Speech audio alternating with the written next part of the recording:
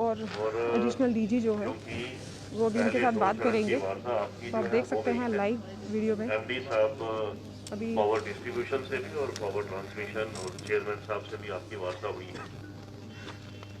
मैं इससे पहले कि जो आपके जो मांग है स्पेसिफिक जो 4 बिंदुओं पर जो बताया गया, जिसमें कि already both MP power distribution और जो पावर ट्रांसमिशन से वाबस्ता है, उन्होंने अपना जो पक्ष है और जो सरकार का पक्ष है वो रखा है। मैं चाहूँगा कि आपकी तरफ से जो, क्योंकि आपने बात की है और अभी भी जो आपके जहन में जो संशय है, जो डाउट है, अगर आप लोग अपनी बात रख लें तो ताकि हम लोग उसमें जो है वो सरकार का पक्ष आपको बता दें, क्योंकि जो आपने मांगे रखी हैं मुझे लगता है उसमें काफियों में एमपी साहब की तरफ से जो सरकार की जो मंशा है, जहां पर कहीं पर डिसीजन है पूरा आपकी सेटिस्फेक्शन में नहीं होगा, बट कुछ उसमें आमराय बनी है दोनों पक्षों के बीच में। तो अब आपको जो डाउट्स हैं, जो संशय है, वो आप एक बार अपना सामने जो है वो रख सकते हैं, सो दैट फिर हम लोग उस पर आपको जो है वो वार्ता आपके साथ कर लें।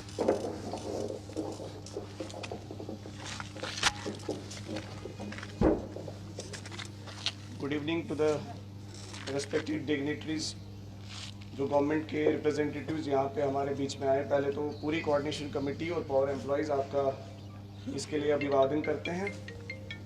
सर, गवर्नमेंट के सामने हमने प्रमुख तौर पे 4 मुद्दे जो हैं रेखांकित करके जो है प्रेजेंट किए। 11 तारीख को जो है नोटिस सर्व किया गया था गवर्नमेंट को। उसमें प्रमुख पहला मुद्दा था कि जॉइंट वेंचर मिशन कॉरपोरेशन का बनाया जा रहा है, जो कि एक जम्मू कश्मीर की मेन पावर डिपार्टमेंट की कंपनी है, कॉरपोरेशन है, जो कि स्टेट सेक्टर में ऑपरेट करती है। पूरे देश में ट्रांसमिशन सेक्टर स्टेट ओन्ड होता है। पूरे देश में ट्रांसमिशन सेक्टर कहीं पे भी सेंट्रल गवर्नमेंट ने except inter state, within state जो भी ट्रांसमिशन सेक्टर है वो सारा जो है अभी तक स्टेट कंट्रोल्ड है। लेकिन यहां पे एक ऐसी एडवाइजरी के ऊपर, जो कि सेंट्रल गवर्नमेंट ने यूनिलैटरली सिर्फ एक एडवाइजरी के तौर पे भेजी थी, उसकी इंप्लीमेंटेशन में पूरी जो है एडमिनिस्ट्रेशन लग गई और उन्होंने जो है स्टेक होल्डर से कोई बात किए बिना इसके एग्रीमेंट तक वो पहुंच चुके थे। ये तो हमारी जनता की खुशनसीबी है कि ये ड्राफ्ट जो है लीक हुआ और हमारे एम्प्लॉयज के साथ साथ जम्मू की जनता के लिए एक लड़ाई लड़ने का एक मकसद मिला। ये एसेट्स जो पिछले देखे जम्मू कश्मीर में सर 2500 मेगावाट की कैपेसिटी जो थी 2004 में थी, और पिछले प्राइम मिनिस्टर रिकंस्ट्रक्शन प्रोग्राम जो डॉक्टर मनमोहन सिंह के जी के टाइम 2004 में आया था, उसकी वजह से जो है 2500 से 5000 मेगावाट की कैपेसिटी जो है पिछले सालों में बनी थी। अब जो और इन्वेस्टमेंट्स है, सेंट्रल गवर्नमेंट ने एक एडवाइजरी भेजा था, आप पावर ग्रिड के साथ एक जॉइंट वेंचर करके कीजिए फॉर ओनरशिप बेसिस।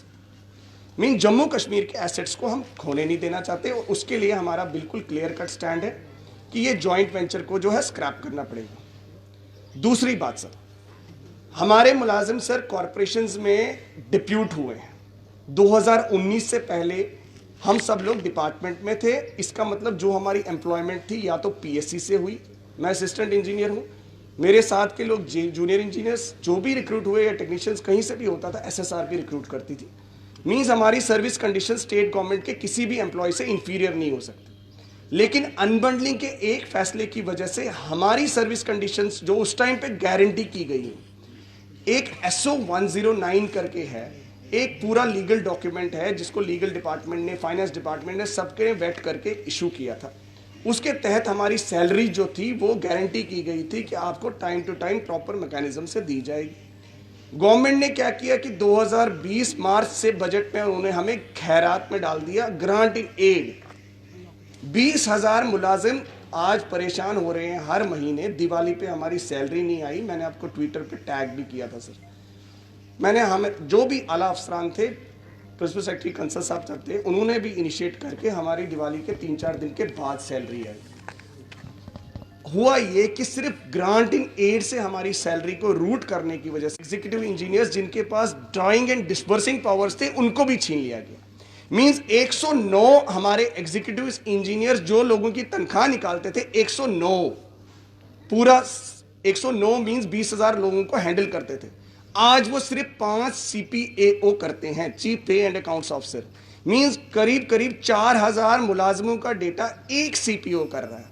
इसका मतलब क्या हुआ कि जो लोग 100 लोगों का काम कर रहे थे वो अब सिर्फ 5 लोग कर रहे हैं। उसकी वजह से क्या हो रहा है कि ना हमारा GP फंड क्रेडिट हो रहा है, हमारे लोगों का इंटरेस्ट का लॉस हो रहा है GP फंड में, प्लस हमारी सैलरीज डिलेड है। आज ऐसी सिचुएशन है, आपने कहा कि 2 कॉर्पोरेशंस के MDs यहां पे बात कर रहे थे।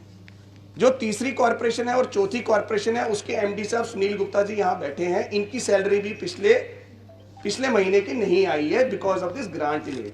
सुनील गुप्ता जी की सैलरी नहीं आई, इनका जो स्टाफ है ये किसको बोलेंगे? ये यूनियन को ही बोलेंगे ना सर। और 2 साल में ऐसा नहीं है हमने कि इसके पर रिप्रेजेंटेशन नहीं की। आप कहते हैं ना हम एग्जीक्यूटिव ऑर्डर क्यों मांग रहे हैं फाइनेंस डिपार्टमेंट का, इसलिए मांग रहा हूं क्योंकि 2 साल से हमारे PDD ने 10 बारी ऊपर रेकमेंड करके भेज दिया और फाइनेंस डिपार्टमेंट ने सिर्फ अपनी जो है तानाशाही दिखाते हुए उसको टर्न डाउन किया, जबकि ये प्रैक्टिकल प्रॉब्लम है। तनख्वाह आप हमें दे रहे हैं, अगर डिले में दे रहे हैं उसका मैकेनिज्म सही करने की बात के लिए लड़ाई लड़ रहा हूं, तो अगर वो मैकेनिज्म सही किया जाए उसके ऊपर एक एग्जीक्यूटिव ऑर्डर पास होना है, नहीं करना है इसमें, एक एग्जीक्यूटिव ऑर्डर से वो मैकेनिज्म सेट राइट हो जाएगा।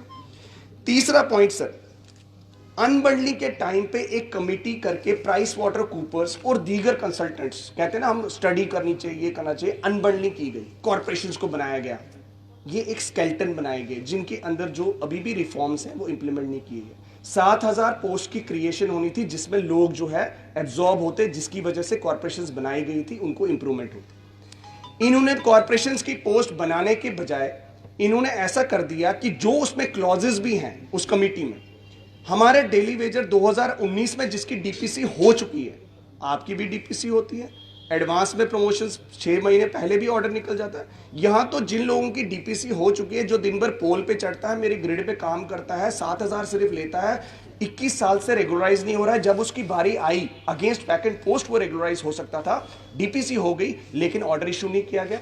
किसने नहीं किया? एडमिनिस्ट्रेटिव डिपार्टमेंट में। और क्यों? उन्होंने क्या किया?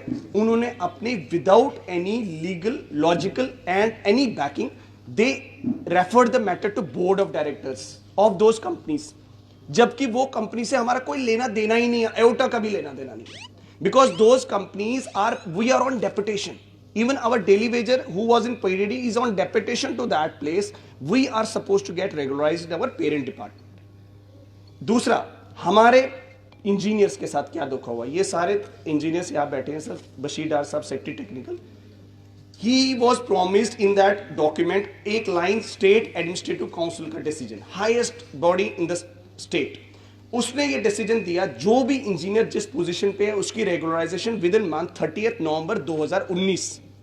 अक्टूबर में ऑर्डर इशू होता है, 30 नवंबर 2019 में वो इंप्लीमेंट हो जाएगा जी। आज भी 2 साल हो गए sir, he is assistant engineer in substantive capacity. All these 4 people are assistant engineers and they are not drawing salary of chief engineer, they are drawing salary of assistant engineers. Who will they go before?